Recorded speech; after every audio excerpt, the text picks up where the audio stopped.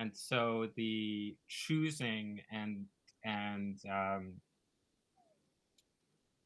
and discussion about Bezalel, who's basically the prototype of the artist in the Bible. He's the architect, he's the contractor, he's the everything. I thought it would be an interesting perspective. All right, the computer seems calm now. And then I found this video of Rabbi Sachs, who says it way more eloquently than I does. No, there you go.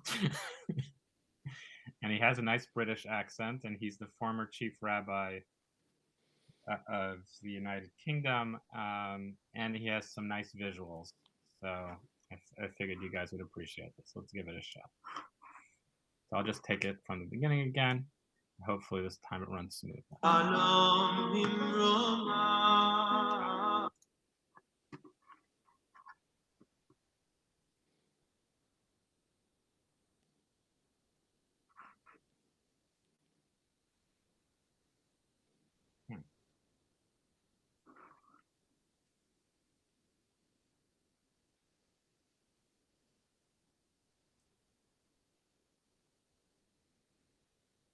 I don't know why I can't handle it. I'm sorry. Dan, can you run it? You probably have a more powerful computer than I do. I'll post the link for you.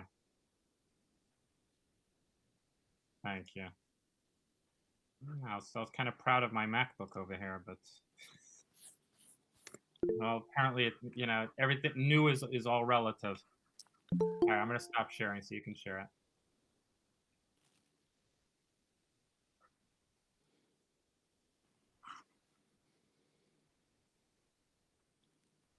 Well, love your snowstorm, Dan. As long as it's virtual. Hey, Sandy. Hi, Shannon. I'm having a little bit of technical difficulties, Hi. but Dan's gonna back me up here. Okay.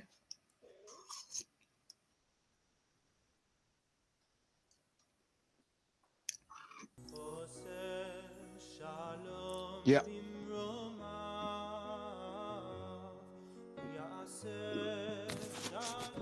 In Vayakhel, we meet for the second time the man who became the symbol of the artist in Judaism, Bezalel.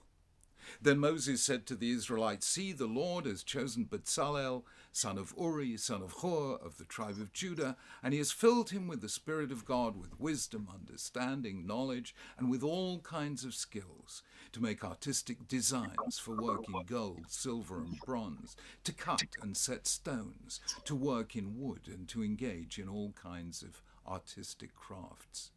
It would be Bezalel, together with Oholiab, who would make the tabernacle and its furnishings and be celebrated throughout the centuries as the inspired craftsman who used his skills for the greater glory of God.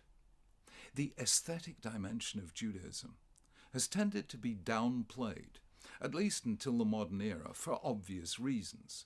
The Israelites worshipped the invisible God who transcended the universe. Other than the human person, God has no image, even when he revealed himself to the people at Sinai. As Moses told them, "You heard the sound of words but saw no form, there was only a voice." Given the intense connection until around the 18th century between art and religion, image-making was seen by Judaism as potentially idolatrous.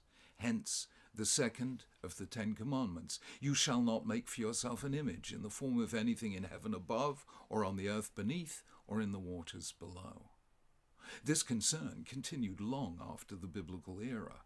The Greeks, who achieved unrivaled excellence in the visual arts, were in the religious sphere still a pagan people of myth and mystery, while the Romans had a disturbing tendency to turn Caesars into gods and erect statues to them. However, the visual dimension was never wholly missing from Judaism. There are visible symbols like tzitzit and tefillin. There is, according to the sages, a meta mitzvah known as hidur mitzvah, beautifying the command. to try and ensure that all objects that we use in performance of a command are as beautiful as possible. The most significant intrusion of the aesthetic dimension was in the tabernacle itself, its framework and hangings, its furniture, the keruvim, the cherubim above the ark, the menorah, and the vestments of the priests and the high priests. Lechavod uletifaret, for dignity and beauty. Maimonides, in the Guide for the Perplexed, says that most people are influenced by aesthetic considerations, which is why the sanctuary was designed to inspire admiration and awe, why a continual light burned there, why the priestly robes were so impressive, why there was music in the form of the choir of the Leviim, the Levites, and why incense was burned to cover the smell of the sacrifices. Maimonides himself, in the work known as the 8 Chapters, his introduction to the commentary on Pirkei Avot, speaks about the therapeutic power of beauty and its importance in counteracting depression. This is what he says: someone afflicted with melancholy may dispel it by listening to music and various kinds of song, by strolling in gardens, by experiencing beautiful buildings, by associating with beautiful pictures, and similar sorts of things that broaden the soul. Art, in short, is balm to the soul. In modern times, the person who spoke most eloquently about aesthetics was Rav Kook. In his commentary to the Siddur, he wrote, "Literature, painting, and sculpture give material expression to all the spiritual concepts implanted in the depths of the human soul. And as long as even one single line hidden in the depth of the soul has not been given outward expression, it is the task of art, avodat ha'omanut, to bring it out." Evidently, these remarks were considered controversial, so in later editions of the commentary, the phrase literature, painting, and sculpture was removed, and in its place were written the words literature, its design, and tapestry. But in any case, the name Bezalel was adopted by the artist Boris Schatz for the School of Arts and Crafts he founded in Israel in 1906. And Rav Kook wrote a touching letter in support of its creation. He saw the renaissance of art in the Holy Land as a symbol of the regeneration of the Jewish people in its own land, landscape, and birthplace. Judaism in the diaspora, he thought, was removed from a natural connection with its historic environment and was inevitably very cerebral and spiritual, even alienated. Only in Israel would an authentic Jewish aesthetic emerge, strengthened by and in turn strengthening Jewish spirituality. Perhaps the most moving of all remarks Rav Kook made about art came in the course of a conversation he had with a Jewish sculptor. When I lived in London, I used to visit the National Gallery, and my favorite pictures were those of Rembrandt. I really think that Rembrandt was a tzaddik. Do you know that when I first saw Rembrandt's works, they reminded me of the rabbinic statement about the creation of light. We are told that when God created light on the first day of creation, as opposed to the natural light of the sun on the fourth day, it was so strong and pellucid that one could see from one end of the world to the other. But God was afraid that the wicked might abuse it. What did he do? He reserved that light for the righteous in the world to come. But now and then there are great men who are blessed and privileged to see it. I think that Rembrandt was one of them, and the light in his pictures is the very light that God created on Genesis Day. I've often wondered what it was about Rembrandt's paintings that so enthralled the Rav. Rembrandt lived in the Jewish quarter of Amsterdam. He knew Jews and painted them, as well as painting many biblical scenes, though the closeness or otherwise of his connection with Jews has been the subject of controversy. But Rav Kook's admiration for the artist had, I suspect, nothing to do with this, and everything to do with the light Rembrandt saw in the faces of ordinary people, without any attempt to beautify them. His work let us see the transcendental quality of the human, the only thing in the universe on which God set his image. art in Hebrew, omanut, has a semantic connection with emunah, faith or faithfulness. A true artist is faithful to his materials and the task, teaching us, as William Blake said, to see a world in a grain of sand and heaven in a wild flower. Hold infinity in the palm of your hand and eternity in an hour. The name Betzalel means in the shadow of God. Art is the shadow cast by the radiance of God that suffuses all things. The world is charged with the grandeur of God. It will flame out like shining from shook foil. And as Goethe said, where there is much light, the shadow is deep. When art lets us see the wonder of creation as God's work, and the human person as God's image, it becomes a powerful part of the religious life with one proviso. The Greeks believed in the holiness of beauty. Jews believed in the beauty of holiness, Hadrat Kodesh. Art is in Judaism not for art's sake, but art as a disclosure of the ultimate artistry of the Creator. That is how omanut enhances emunah, how art adds wonder to faith. Shabbat Shalom.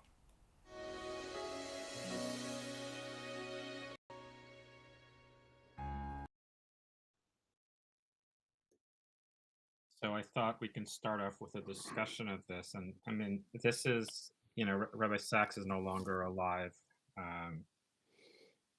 And we refer to him as Zecher Livracha, or Zecher Tzadik Livracha, may his memory of this righteous man be a blessing.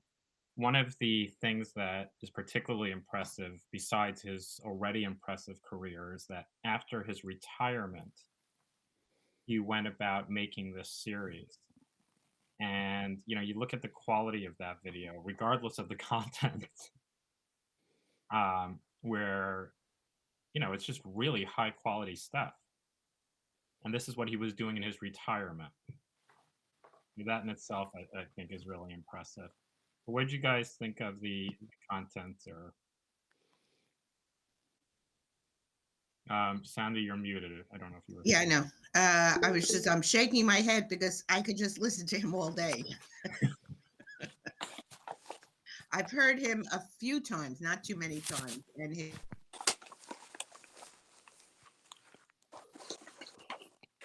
Sandy, you froze for some reason.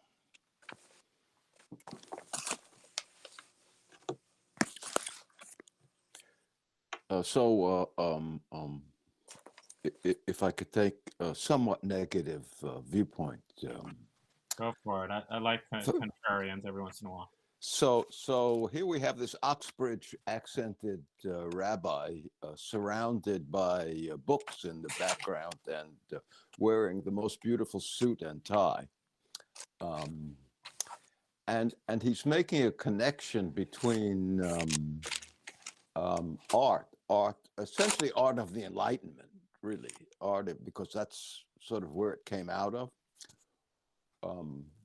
which was always, as far as I know, always and everywhere opposed by the Orthodox Judaism. And he's sort of co-opting it. And I think that's unfair. I think it's not reasonable. And I think it's two distinct themes. The artistic, the Rembrandt is more something that was adopted by secular Judaism. That's all. Yeah, and it's interesting. I was reading this really this piece about. So he was, sort of trying to, in his own life, to bridge sort of modern orthodoxy and the more Haredi world, and Right. he was one of the very few who was able to really garner respect in a lot of different worlds. And Rav Kook, who he talks about, of course, was modern Orthodox. He was also the first rabbi of Israel. But you know, there is some. The Lubavitcher Rebbe also sort of went in that direction in certain ways. He didn't so much acknowledge Rembrandt or any of them, but he did encourage artists who would make Jewish art. Um, yeah, but it's absolutely true, and there was a lot of art that was considered anti-Semitic, and we talked yesterday a little bit about Michelangelo's Moses in Rome with the horns. That, depending on one's perspective, is either straight up anti-Semitic or it's actually glorifying Moses, because apparently in ancient art, drawing somebody with horns meant that they were very powerful. So there's really a lot of. I was also thinking of Chaim Potok, and if when he was trying to be an artist, if there was the people around him had the view of Rabbi Sachs, he would have had a very different experience. Go ahead, Jack. Well, the first thought I had was how on target Maimonides was just in, I don't know, getting back to nature, whatever that means. But the concept of being out there, you could write that now, it's relevant. I don't know. I shouldn't talk for anybody. I sometimes think these people were different than us, but they really weren't on many levels. The fact that music and nature is rewarding to your inner person is pretty profound. When I think about it, before Freud and everything else, that there still was an understanding of what people are. And just another thought, that when you mentioned the horns about Moses, I thought the word was for rays of light, and they got it wrong. Am I missing that? He translated the word, or somebody did, incorrectly.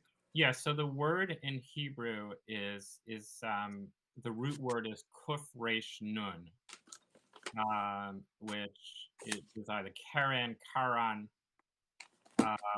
which we usually translate as radiance or rays of God.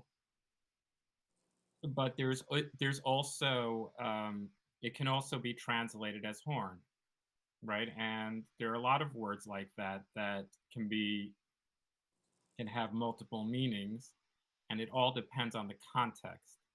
And most scholars argue that I forget who the translator who gets blamed for it is, what his name is, but that he wasn't so wrong in terms of, if you look at the word itself, it could go either way.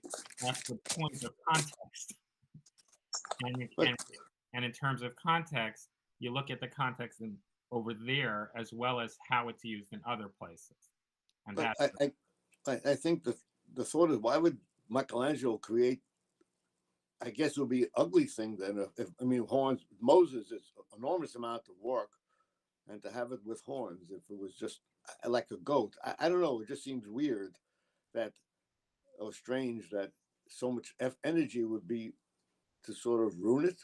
I would think with horns. In other words, it's hard. You're saying it's hard to believe that he had bad intent. Is that what you're saying? Yes. Got it.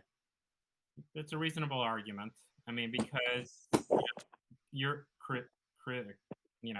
Christianity in Europe, whatever they thought of the Jews, they did see Moses as a holy person. Yes, exactly. So yeah, I can appreciate that.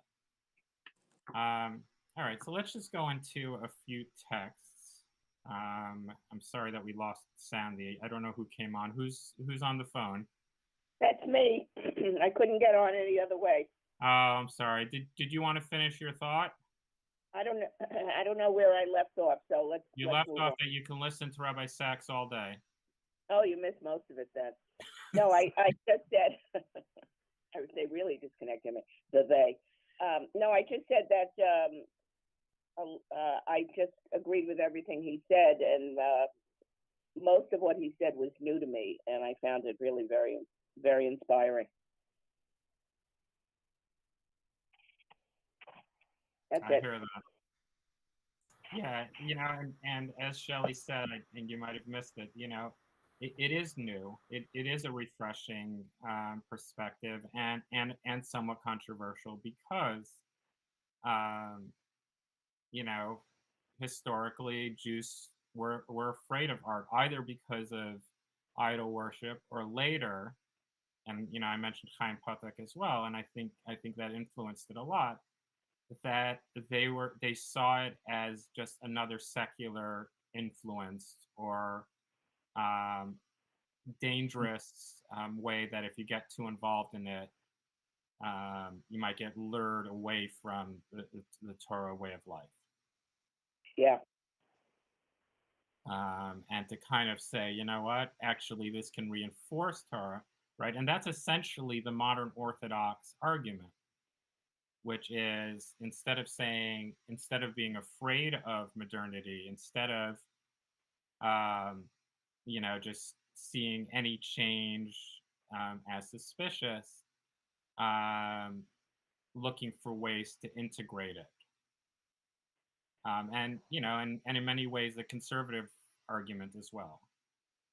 Well, I just want to add that I think that's been true even in the shtetl. And I'm reminded of a family story that when my grandfather came over first, and then he called for my grandmother and three of the kids, well, the only ones that were born. And at the time, my grandmother, because they were a shtetl in Europe, not a shtetl, shtetl. And she said, well, what do they do in America? And they said, no, they leave their head uncovered. And then that was what they did in America. There was no question that they weren't going to be as orthodox as they were, but that's what they did. So I think that shows even then they understood that modernity doesn't necessarily take you away from observance. Right.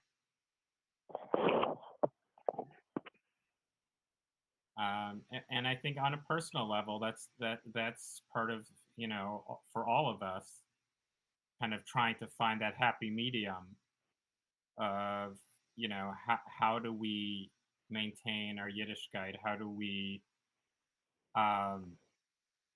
stay inspired, stay connected while living amongst the Goyim, while being engaged in the world. Right.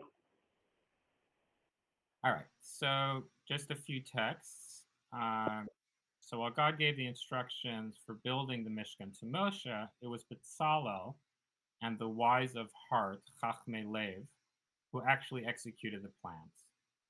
What do we know about Bezalel, and what does the Torah tell us about art? So we started with the video. So this is actually from last week's Parsha. Does somebody want to read?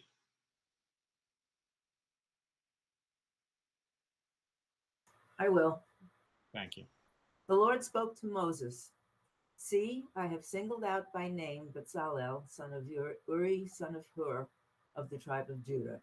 I have endowed him with the divine spirit of skill, ability, and knowledge in every kind of craft, to make designs for work in gold, silver, and copper, to cut stones for setting, and to carve wood, to work in every kind of craft. Moreover, I have assigned to him Aholiab, son of Ahisamach, of the tribe of Dan. And I have also granted skill to all who are skillful, that they may make everything that I have commanded you. Can I just interject here? That's what I was thinking before. If if the Lord has endowed men with these skills, why shouldn't art be totally acceptable? Well, the Lord also made pigs. Yeah. I hear you. I'm just going, not everything in nature is necessarily acceptable. But yes, I hear you. Otherwise, what's the point of having it? Yeah. And then this is from this week's Parsha, and it's almost identical. It's so. Do you want to continue, Ruth? Yeah, sure. All right, And Moses said to the Israelites, see, the Lord has singled out by name Bezalel, son of Uri, son of Hur, of the tribe of Judah. He has endowed him with a divine spirit of skill, ability, and knowledge in every kind of craft, and has inspired him to make designs for work in gold, silver, and copper, to cut stones for setting, and to carve wood, to work in every kind of designer's craft, and to give directions.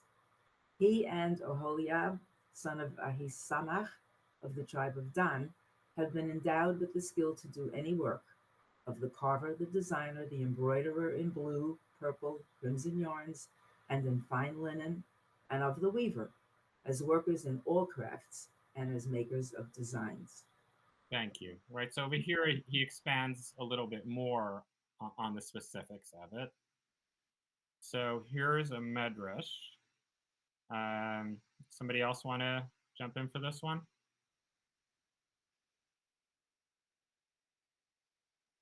Judy, you want to take it? Yes, sure.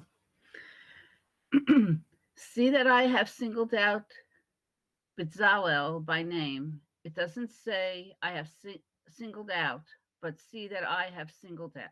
All right, emphasis on the see that I've seen. See that I have singled out. Okay. When Moshe went up to be with God on high, HaKodesh Baruch Hu showed him each of the vessels of the Mishkan and said, Thus shall you make it. Make the menorah, make the table, make the altar for each of the pieces of the Mishkan. When Moshe was getting ready to go down, he thought that he would make them. But God called to him and said, I have made you into a king. It is not the way of a king to make anything. Rather, the king decrees and others create. Similarly, for you, you don't have permission to make anything. Rather, you shall tell them, and they will make them. God didn't tell Moshe who would be responsible for making them, and asked God, Who will make them? God responded, I will show you. What did God do? God showed him the book of Adam Harishon, and showed him the inscriptions for each generation that will arise from Bereshit until the time of the resurrection of the dead, each generation and its kings, each generation and its leaders, each generation and its prophets. God said to Moshe, Each one I have established from that moment of creation, including Bezalel, who I appointed at that time. This is why it says, See that I have singled out by name Bezalel. Right. So this was basically it's saying that this was preordained. It was already in this book. Just a side point, and this is something that comes up often. A lot of people believe that Judaism doesn't believe in an afterlife. Clearly, the author of this medrash takes it for granted that there's going to be resurrection of the dead, because that's how he refers to basically as the end of time. So just a little side note there. And this is from the Talmud. Thank you, Judy. You're welcome. Jack, do you want to read? Are you able to? I mean, I know you're capable of reading, but I mean at the moment. Yeah, he might have stepped away or is having trouble unmuting. All right. I'll go. Shelley, you want to read? Okay. All right, thanks. When the Holy One, blessed be he, said to Moses, Go say to Bezalel, make a tabernacle, an ark, and vessels. See Exodus 31. Moses went and reversed the order and told Bezalel, make an ark and vessels and a tabernacle. He said to Moses, our teacher, the standard practice throughout the world is that a person builds a house and only afterwards places the vessels in the house. And you say to me, make an ark, the vessels, and a tabernacle. If I do so in the order you have commanded, the vessels that I make, where shall I put them? Perhaps God told you the following, make a tabernacle, ark, and vessels. Oops. Moses said to Bezalel, perhaps you were in God's shadow and you knew precisely what he said. You intuited God's commandment just as I stated them as if you were there. Rav Yehuda said that Rav said, Bezalel knew how to join the letters with which heaven and earth were created. From where do we derive this? It is written in praise of Bezalel, and I have filled him with the Spirit of God in wisdom and in understanding and in knowledge and in all manners of workmanship. And it is written there with regard to creation of heaven and earth. The Lord by wisdom founded the earth, by understanding he established the heavens. And it is written, by his knowledge the depths were broken up, and the skies dropped down the dew. We see that wisdom, understanding, and knowledge, the qualities with which the heavens and earth were created, are all found in Bezalel. Right. So these are a couple of sections of the Talmud kind of bunched together here. So there's a couple of points. Excuse me, Rabbi. I thought that phrase, were you standing in God's shadow when he said this, so you heard it? I thought that was beautiful. I'm sorry. Right? And it's a play on words, of course, because the name Bezalel, right? So any name that has El in it, from biblical times is pretty much a clue that it means God. Mm-hmm. Right? So we have that part, and then we just take the rest of the name, and the word like Selem, Betzel, means kind of image or shadow. Mm-hmm.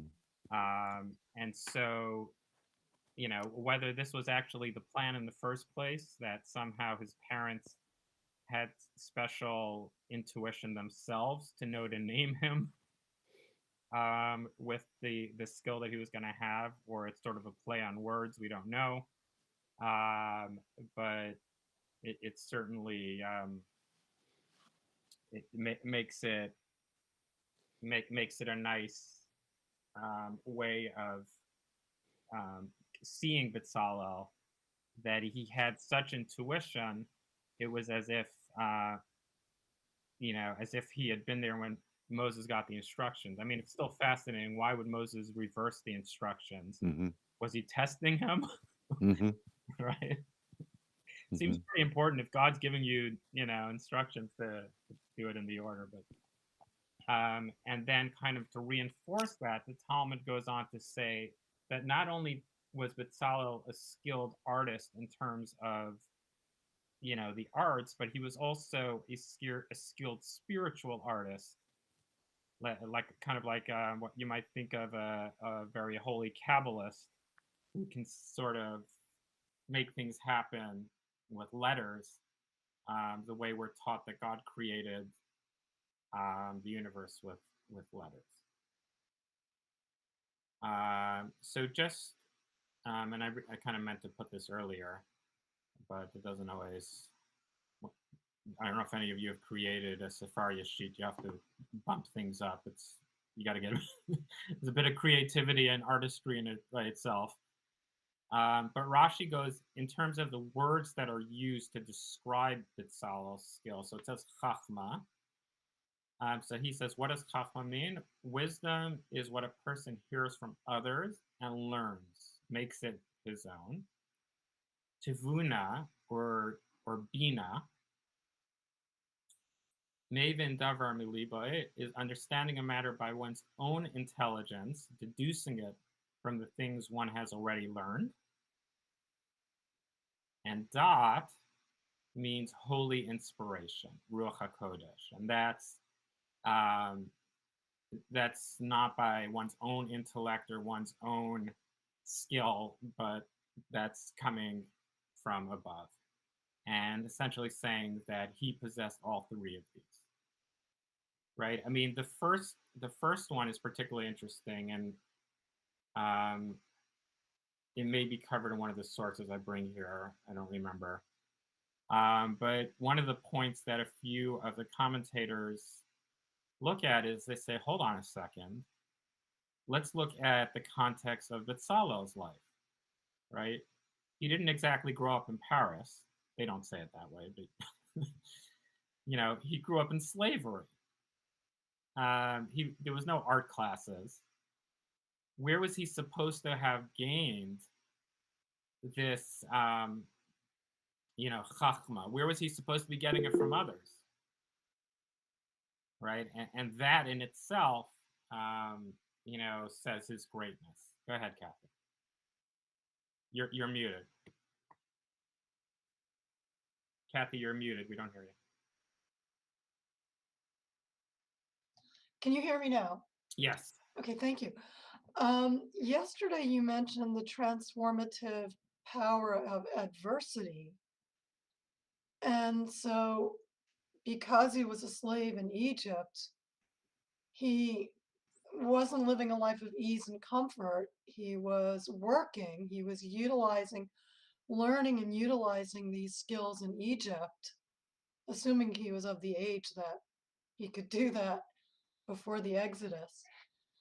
And I think we do learn and internalize through our experiences of adversity a great deal of knowledge. I And, yeah. You're absolutely right, and we do see it. We see kids who grow up, you know, in housing projects who become incredible artists. I think, you know, part of the question is, you know, just knowing, you know, how to shape the gold or things like that. Um, but the other thing which you mentioned, which is worth considering, is there's a discussion in the Talmud about the age of Bezalel, mhm, right? mhm. And by biblical math, which, you know, is a lot of deductive reasoning itself and sort of calculating things that aren't necessarily being stated to give you an exact historical picture. But the Talmud comes to the conclusion that he was 13 years old when he was doing this work, which makes it all the more fascinating. So I did want to add to that that we all remember our teenage years. I know that I was incredibly inspired, and I will share with you something that really tears at my heart. I was a dancer. At a certain point, I stopped being a dancer. You're breathing. Mm, Your mind is oxygenated. There is inspiration in the arts. And during that same period, one afternoon I was inspired. I went into the backyard and I looked at the trees and I wrote, I'm not kidding you, I swear, 100. I counted every single one of them. I numbered them. 100 haiku. And we didn't have, and they were perfect. They were beautiful. I was so proud. That could have been a book, and I right. didn't realize it. And I was 14. And my teacher, my English teacher at the time, gave us this assignment to write a few haiku. And I just went overboard. And I said to him, I want this back. We didn't have copiers then. And I should have copied it by hand. And I didn't. I just trusted my teacher. He never gave it back to me. And shame on him. He told me a lie. He said, oh, I lost it. And it never went to my parents. But, you know, whatever. That goes on a tangent here. But at the age of 13 and 14, we're going through changes, and our channels, I think, are open Yeah. to inspiration, and it certainly is there at a very young age. So I don't think it's unreasonable. I think it's as we get older and more fixed in our ways, like Pharaoh was, we do harden our hearts. Yeah. But I wanted to ask you a question about heart and mind. You know, the relationship in Torah or in Talmud, if there is such a relationship between heart and mind. Where is mind? Is mind in the heart? That is a tangent that, Okay. you know, one of the things, just to address it very briefly, in terms of tefillin, there's this idea that the tefillin shel rosh is meant to sort of be for the mind, suggesting that the mind is in the brain, and the tefillin shel yad of the arm is to be for the heart.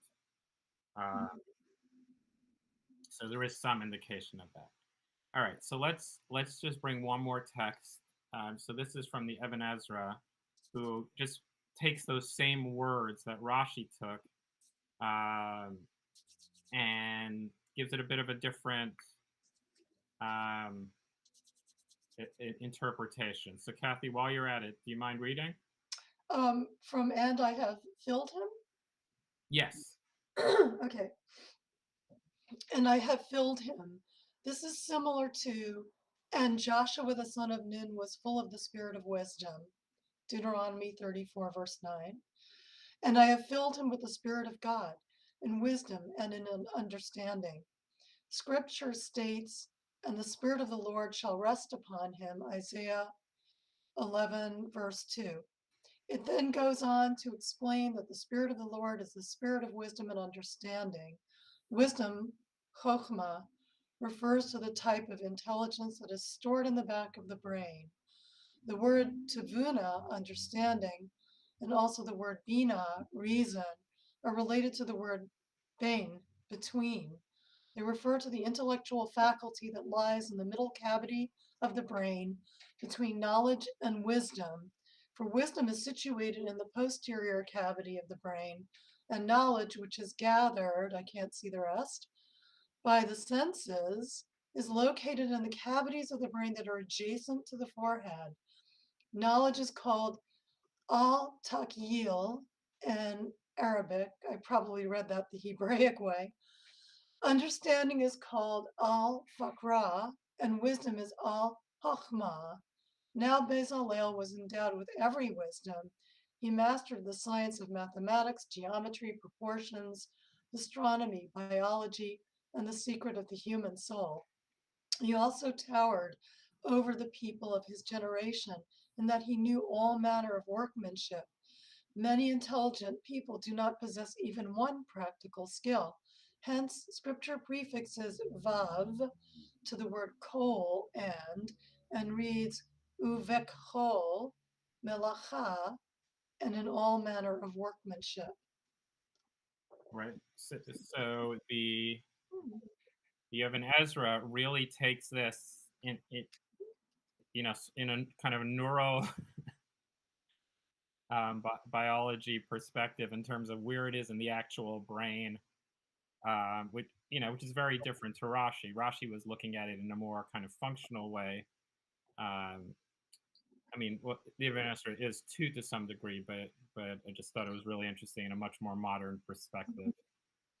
Um, and then I also brought a long Ramban, which we don't have time for at the moment. But there was something in there that made sense at the time.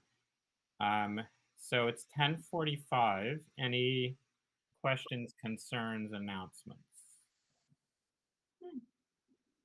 Well, yes. Was this the past Shabbat or the next Shabbat that we're studying?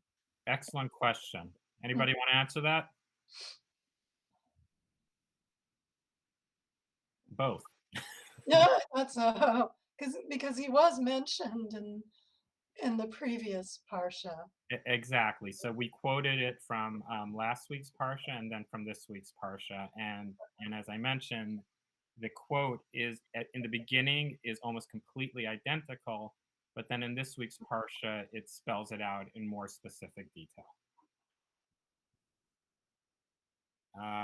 So we have our first real get-together, sit-down dinner Friday night coming up, which happens to coincide with Shabbat Across America, which unites us with a bunch of America and Canada. Don't forget the Canadians. They're making a lot of noise right now. You have to pay attention. Not this week, next. Exactly. So that's an important announcement. Go ahead. Rabbi, not to be disrespectful, I came in late because every Sunday I drive my husband to the bus stop and the bus is sort of not consistent. So we look at other routes, and I had to take him to another bus so that he could get to work on time. Right. So No disrespect taken. I just automatically assume that people have things they need to do. I don't like to miss any of this, but I don't want to leave him out in the cold or. Maybe we'll start recording them again. We were recording them for a while. Oh, really? Are we still doing it? Oh, good. Thank you. Thank you. That's what that link you sent me was? Oh. So how do we get to YouTube? I mean, to Maybe, this maybe particular post argument. it. Maybe post it in the chat then. You don't put it on the Jeshurun homepage?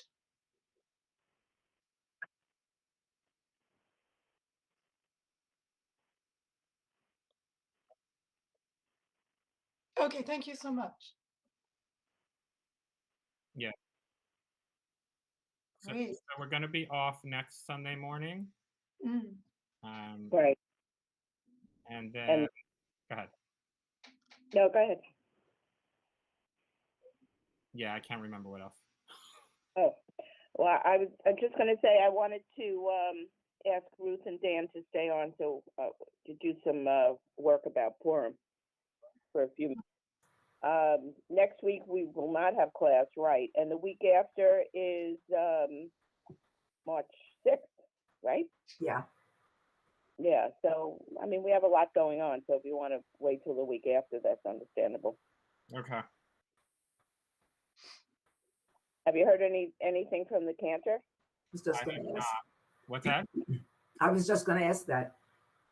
Yeah, I'll reach out to him today and see if I can get an update. I don't want to be a nudge, but we're also all worried. So Yeah, and also about Jen Weiner. You know how her mom is.